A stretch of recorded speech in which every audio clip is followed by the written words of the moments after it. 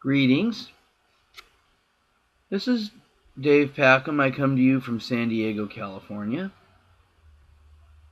Thank you for having me in ForIKnifeCollector. I really think it's got a lot of potential. I've had a good time there so far. As I think most of you already know, I tend to be more of an aficionado of the Buck 110. Why can't I get this? It's one of my favorite knives and has been for a number of years. I own several of them, and it's a knife I feel so strongly about. I don't think I could own enough of them. There's no such thing as too many Buck 110s. I'm sorry. Furthermore, as you know, up until a few years ago, Buck was headquartered in one of our suburbs, El Cajon, about 15 or so miles east of here. So Buck has a very strong local connection here. So unfortunately, I never had an opportunity to see their factory, but who knows, maybe one day I'll go up to Idaho and see their factory up there. But for now, I'm going to show you just a few knives out of my collection. First of all, we're going to start out with probably the two knives that I interchange as a everyday carry. Both have black leather sheaths. This one's a little bit newer. This is the bolster, so I just put a little leather on here right there. I carried this thing for years and years. Hence is why the case is so worn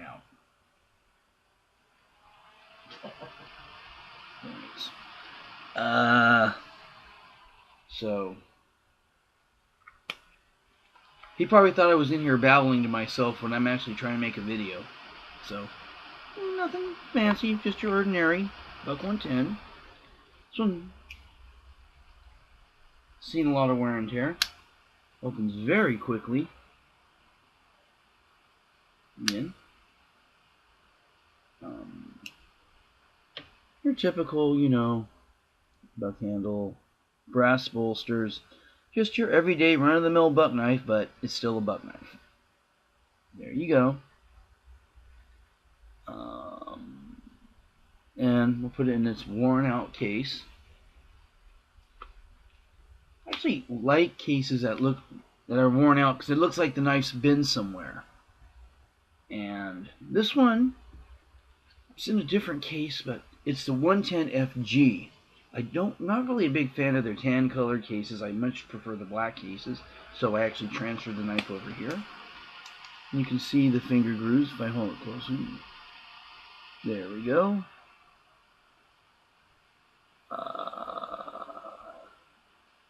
This one isn't as loose as that one, even though I've been working trying to get it that way. I usually try and keep them pretty well polished. Finger grooves. Probably needs a little bit of a sharpening, but that's okay. Nice stainless steel blade. Got a little bit of wear and tear, but shows it's been used for something. So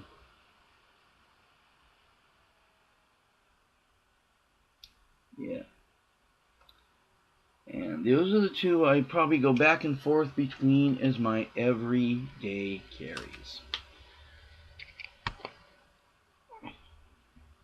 Next one I'm going to show you probably is one of the newer ones to my collection. It's a buck. It's a Buck 120 General brown with a Coca-Cola wood handle. I was really excited that when I heard they brought back the 120 and with a Coca-Cola handle. I was like, yeah, oh yeah. So here it is in this case, in the sheath. And it's a brown sheath, but it's not that gaudy looking tan color. I actually can appreciate this color of brown they now use. Really nice. It's got the brand new Buck logo right there, if I can, right there. Close enough you can see it. There we go. There. And the 120 is probably my favorite of their fixed blade knives. It's got the nice stainless steel handle. The 2014 See the little means it was made in 2014. There's a whole chart of, it'll tell you what year the knife was made. And it's got the nice long blood groove, which I really like. Sharp as, they come from about sharp as all get out. So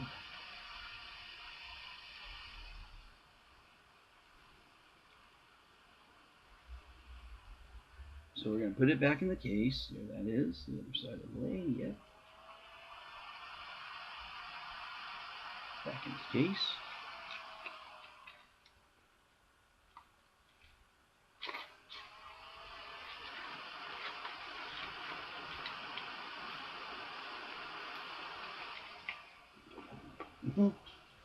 And the next knife I'm going to show you is my other Buck 120. This is one I've had. I purchased this thing 20 years earlier, 1994. That one's 2014. So this is the traditional way you normally see them. The black phenolic handle, silver bolsters.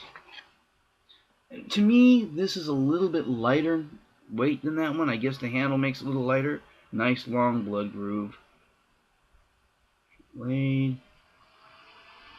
The old, which is probably one of their more familiar logos, with a, I guess, a old-fashioned writing on the sheath. So I've had this thing for over 20 years. Not really much I can do with it here, but here in the city, you don't get much of a chance to go out hunting. It's been a year since I've been hunting too. It's been years since I've been fishing and any of that. I don't really get out much, so love to do that more. Here that is. Now we're going over another one.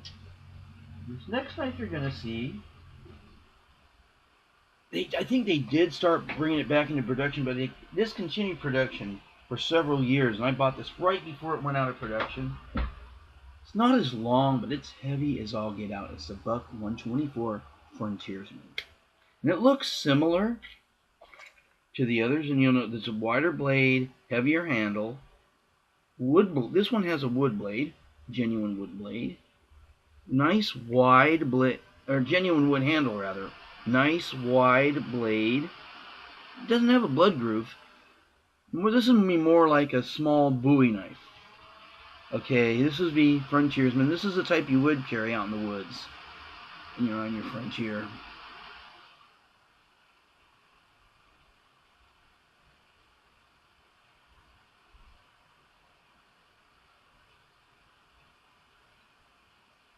There that is, on that side. Close. So you can see the one, there it is, there, 124. And you can, that little hash mark there will tell the year it was made. I think it's 1993 or something.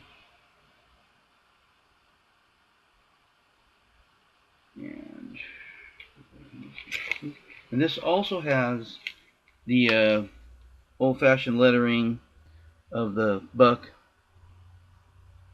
logo. And let's see what else we're going to go over. I've got so many 110s, it's not even funny. I'm not going to bother with those. I could.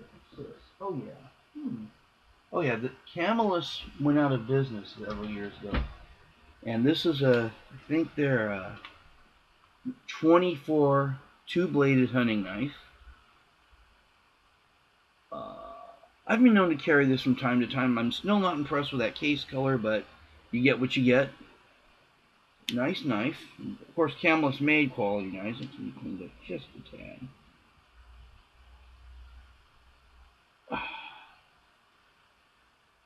Stainless steel blade. Yes, is the Camelus.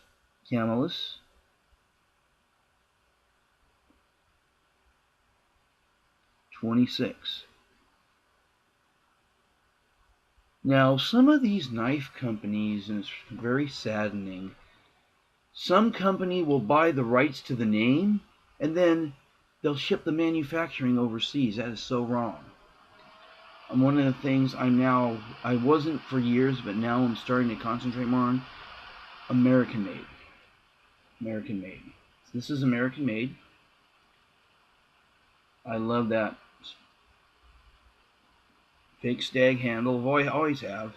Real stag, of course, would highly inflate the cost of this knife. Very nice, decent weight to it. And the case I'm not that thrilled with, but it is what it is, so.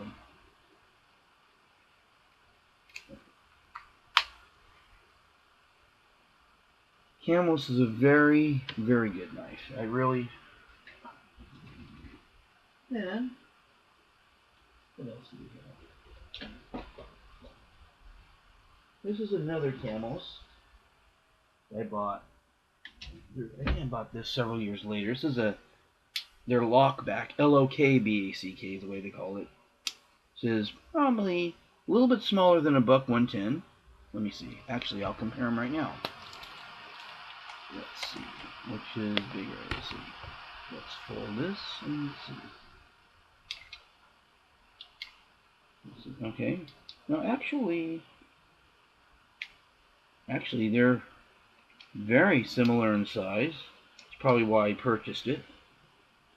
I tend to have a policy. I do not knowingly purchase a knife that's smaller folded than 4 1/4 inches.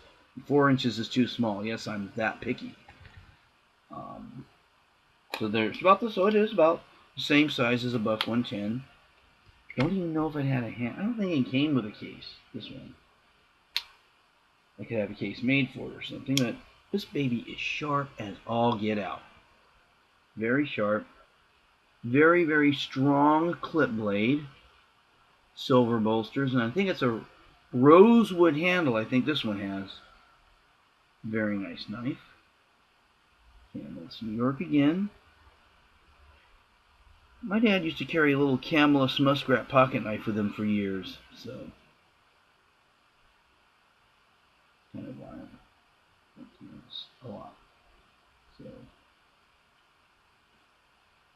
very nice knife. Very nice. And who knows, maybe one day I'll get a case for it. Kind of strange it didn't come with a case, but. And what else is there? Now,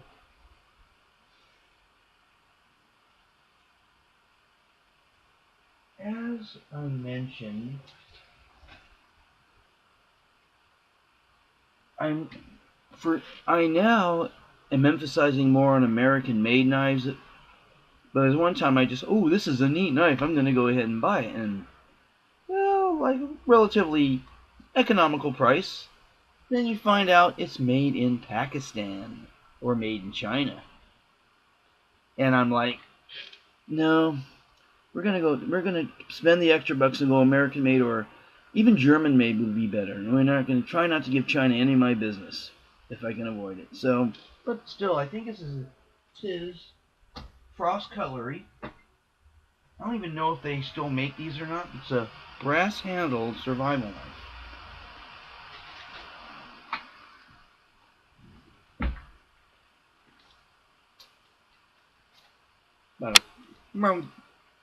Probably about a 10-inch or so blade. Stainless, but it is tarnishing, and I have tried to get these tarnishes out with Neverdull. You can see the little tarnishes right there. I really like the shiny brass handle. I do Neverdull it from time to time. I've got my can of Neverdull right here for those of you who are unfamiliar with Neverdull. If you've been in the military, especially if you've been in the Navy, you've seen this stuff. Of course, the cans they use in the Navy are 4 times this big. They look just like this, and what it is, it's a metal polish, and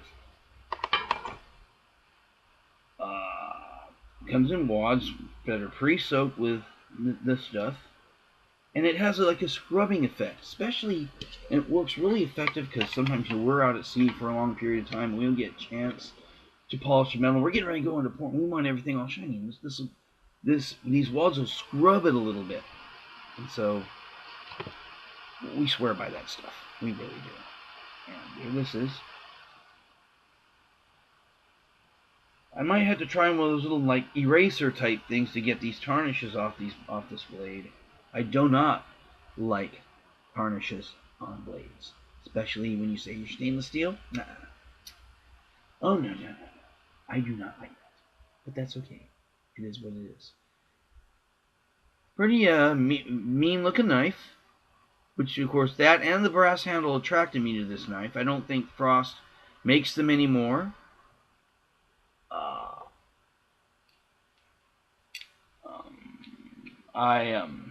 The sheath isn't the greatest, but it'll do. It serves its purpose though for what it is. So that's just a sampling of my collection. I've got a lot more.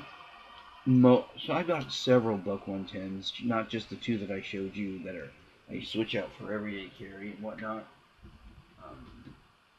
But that's just a small sampling of what I have, and I think I'm going to end. This is what I want to end the day with, if I can find where it's at. I know it's in here somewhere, and I've been known to carry it on occasion. Oh, there it is. I'll find it. There's that one. Little.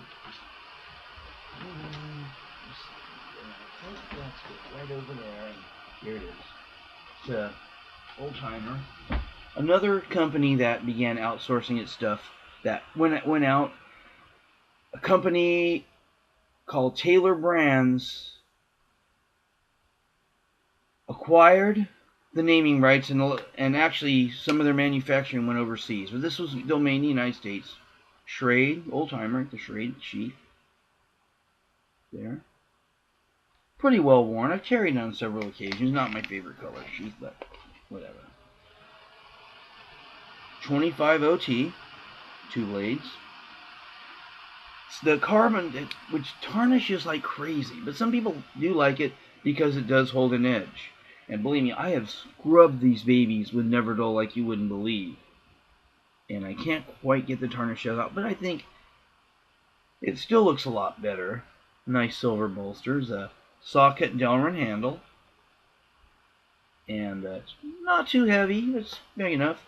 Closed length is 5 1/4 inches. I'm like, yes, that's what I love. And same with that Camelus too, 5 1/4 inches. So there's this one. It's 2 blades. 1 blade. 2 blades. Clip blade and this blade. So. Decent quality. I just regret the fact that Schrade went under and this other company bought the naming rights and shifted production overseas. I want to get, they have the Uncle Henry at similar to this. One of the main differences between Old Timer and Uncle Henry is that Uncle Henry uses stainless steel blades. I just found that out. So that's the main difference between those two. And